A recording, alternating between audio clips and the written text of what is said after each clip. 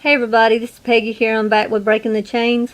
I'm going to be doing a study on fear today. So thank y'all for watching, and subscribe to my YouTube channel and share this video. God bless y'all, and I hope y'all have had a great week. Let's get started on this study. Fear. God says hundreds of times in hundreds of ways, fear not. What do you do when your fears seem to be winning the day? What if you pray and God hasn't come through for you? If you are like most people, you begin to lose hope, and you wonder why you bothered to pray in the first place. Deep in the soul of your heart, little seeds of doubt take root, growing up into a harvest of frustration and anger. It happens to most of us eventually. Some of the best men and women of the Bible struggled with their inner doubts when their dreams didn't come true. Waiting on a baby. Abraham's story illustrates the truth. In order to get to the context, we have to go back 40 centuries, back to the time long ago and far away, to a place called Ur of the Chaldees, a large city on the banks of the Euphrates River. That river still exists today. It flows through Iraq and empties into the Persian Gulf, not far from Kuwait. Historians tell us that Ur was one of the most important cities of the ancient world. In Abraham's day, perhaps 250,000 people lived there. There was an ancient university in Ur and a large library. Ur was known as a center of mathematics, astronomy, and international commerce. It was much like Chicago, New York, and London, and also Singapore. What else do we know about Abraham, as he is first called Abram and later Abraham? As the story begins, he was 75 years old when we met him, which in those days would be considered middle-aged. He was a prosperous and businessman who had no doubt well known to many people. He and his wife Sarah, first called Sarai, they had no children. It is against the backdrop that God speaks to Abram for the first time in Genesis 12:1. Now the Lord said to Abram, "Get thee out of thy country, from thy kindred, and from thy father's house, and into the land I will show thee." The Lord said to Abram, "Leave your country, your people, and your father's household, and go into the land I will show thee. I will make you into a great nation, and I will bless you. I will make your name great, and you will be a blessing. I will bless those who bless you, and whosoever you I will curse. Whosoever curses you I will curse, and all the people on earth will be blessed through you." Later God promised to give him descendants. Genesis 13:16. "And I will make thy seed and the dust of the earth, and if any man can number the dust of the earth, then shall the seed also be numbered." 10 years quickly passed without any sign of children. Abraham is almost 85 and is not getting any younger. Sarah is far past childbearing age. Even though he has won a great victory, see Genesis 14, nothing can satisfy his deep desire for a son. Only those who have gone through the experience can only emphasize with Abraham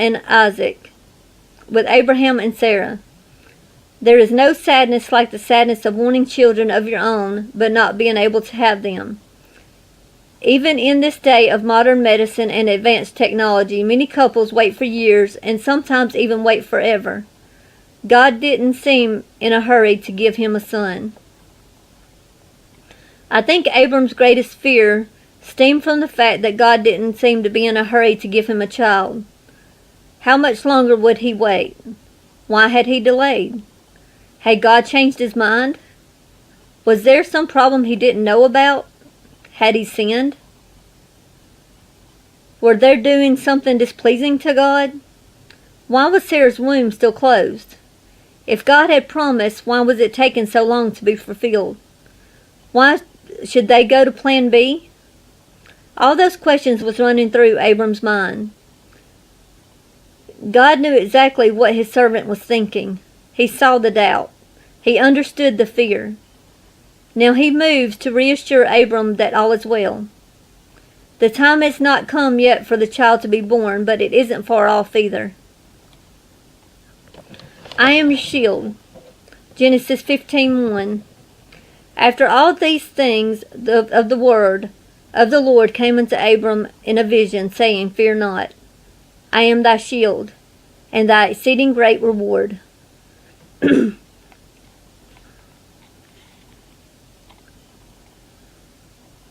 There are at least 4 reasons Abram could have doubted God's promises of a son.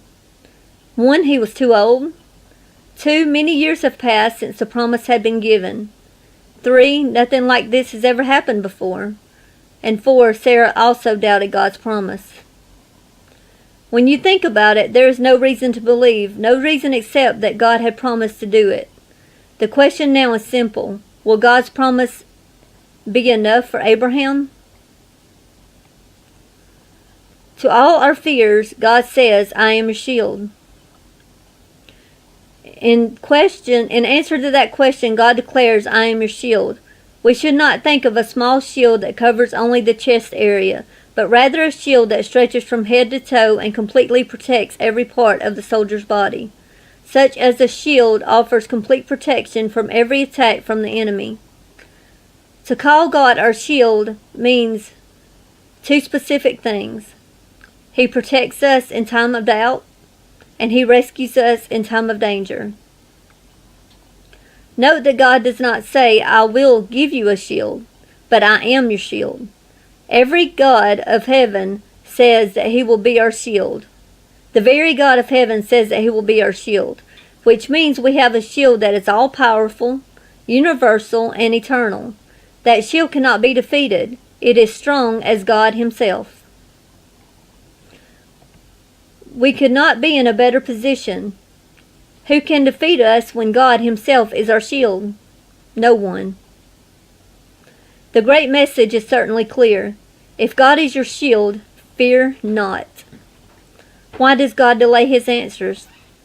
Well, that brings us back to the central issue.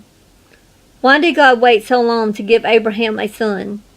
Abraham was 75 when God spoke to him, and 100 when Isaac was finally born. He was almost 85 when God came to him and said, Fear not. After all these years, God still wasn't ready to answer Abraham's prayer.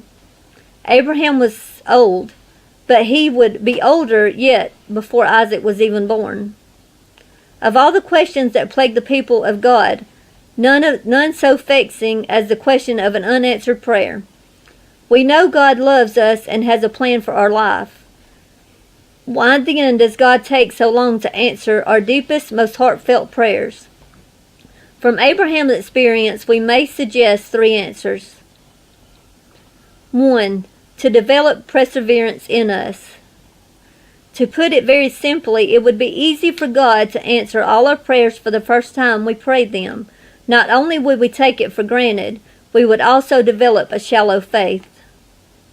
Number 2, to ensure that God alone gets the glory. When Paul wrote about Abraham's story, he mentioned the point prominently. Romans 4:19 through 21 says in 19, And Lamech took unto him 2 wives. The name of the one was Adah, and the name of the other was Selah. And Adah was Jabel. He was the father of such as dwell in tents and such as to have cattle. And his brother's name was Jubal. He was the father of all such as handle the harp and organ. Not only did Abraham have to wait 25 years for the answer to his prayers, he also had to suffer the humiliation of his own failed schemes. Immediately after God spoke to him in Genesis 15, he agreed with Sarah to sleep with their maidservant Hagar, in hope of conceiving a child through her. It worked, and Ishmael was born. But this short-sighted attempt to help God also backfired and brought sadness and heartache to everyone involved. God often delays his answers. God often delays his answer so that we will have plenty of opportunity to fail using our own resources. Only then does God act, but when he does, he demonstrates that he alone is responsible for answering our prayers, that he alone must get the glory.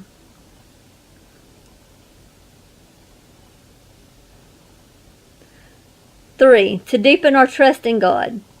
I think that's why in Hebrews 11 more space to Abraham's story to any other Old Testament hero. He is the preeminent man of faith in the Bible. When we read his story and see how long he waited, 25 years, we gain a new perspective on our own situation. If Abraham had to wait, it should not surprise us that we will often have to wait a long time for fulfillment of our dreams and answers to our prayers. And as Abraham waiting is not bad if it causes us to deepen our trust in God and to learn more about his character. The answer is a person. God answers to fear is not an argument or a formula. It's a person. That's why he said to Abraham, "Fear not, I am your shield." God himself is the final answer to every fear of the human heart. Have you ever wondered why God himself by the name I Am in the Old Testament? Above all else, it means that God is eternally existent, and therefore all creation depends on him. God stands alone. Not one can be compared to him. He is complete in himself. God doesn't need us, but we desperately need him. Think of it this way. To say that God is great, I am, means that when we come to him, he has everything we need exactly at that moment. It's as if God was saying, I am your strength. I am your courage. I am your help. I am your hope. I am your supply. I am your defender. I am your deliverer. I am your forgiveness. I am your joy. And I am your future. God is saying to you and me, I am whatever you need whenever you need it. He is all-sufficient God for every crisis. From fear to faith. Well, let's wrap up this message by looking at the 4 principles that will move us from fear to faith. Number 1, faith focuses on God and not the problems. Think of Abraham. The past argued against his ever having a child. So did the present. His only hope lay in the promises of God for the future. As long as he looked back, he would never have faith to believe God. His only hope was to step out into the future, trusting that somehow, some way, God would keep his promises. Number 2, faith trusts in God's timing, not our own. So many of our struggles with fear start right here. Deep down, we fear that God has somehow made a mistake in dwelling with us. Like Abraham, we have waited and waited, sometimes for years on end, even though we may have seen many more remarkable answers to prayers. The one thing that means the most to us has not been granted. Where is God? Why doesn't he answer the fervent, heartfelt prayers of his people? Of the many answers that might be given to that question, one answer must be that God's timing and ours are quite different. Sometimes it seems we live on one time zone and God lives on another. Number 3, faith grows by believing God in spite of our circumstances. Sometimes our circumstances make it easy to believe in God. Other times we have to struggle. No matter what happens, we are trusting in the Lord. That's the biblical faith rising above circumstances to lay hold on the eternal promises of God. Number 4, faith obeys God one step at a time. The principle is often overlooked by those seeking to do God's will. God promised the child to Abraham, desperately wanted to see the fulfillment of that promise. So what does God tell him to do? Round up the animals for the sacrifice.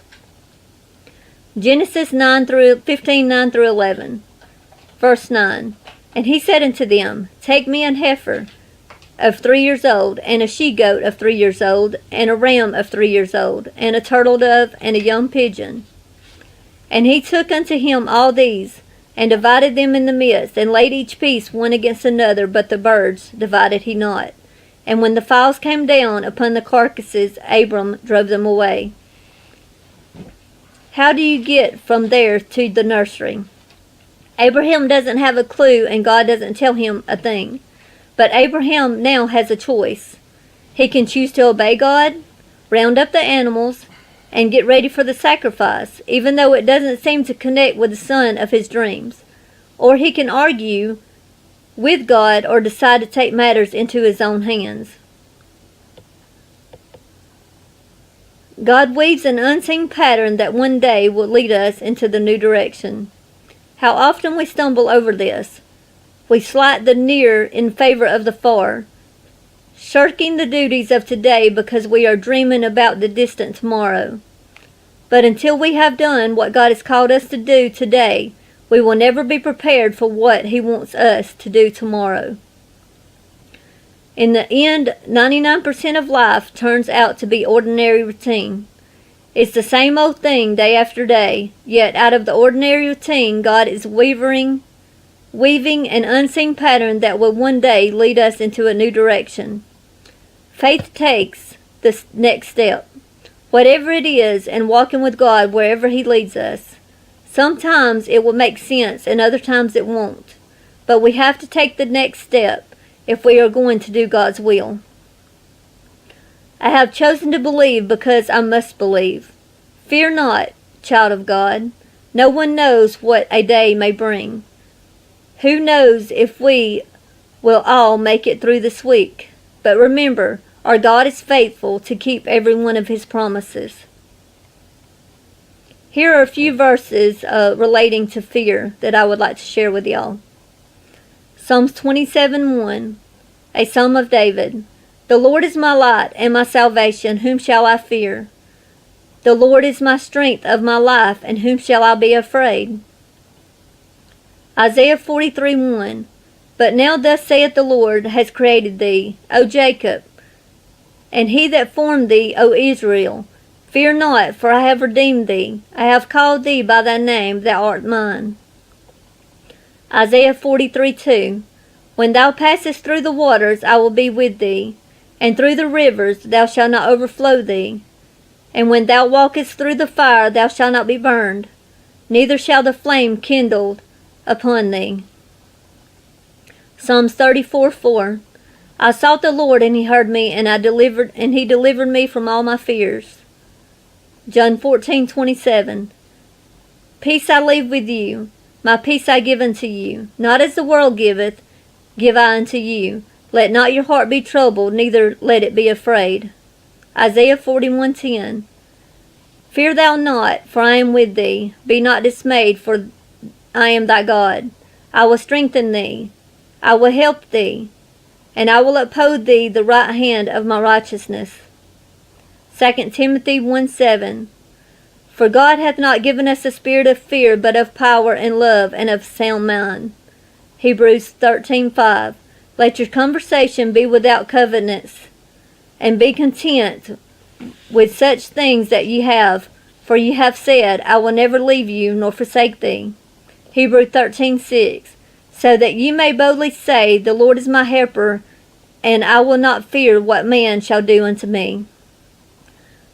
That's just a few verses of fear. There is a lot more in the Bible if you really research it. Thank y'all for watching, and I hope y'all enjoyed this video. And just remember, God is faithful, and He does keep all His promises for His children.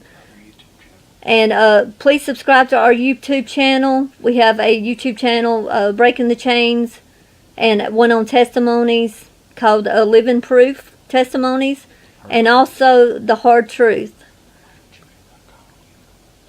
And then we also have a website called Line of Judah, and the website address is lineofjudah.ucoz.com. God bless y'all, and y'all have a blessed day.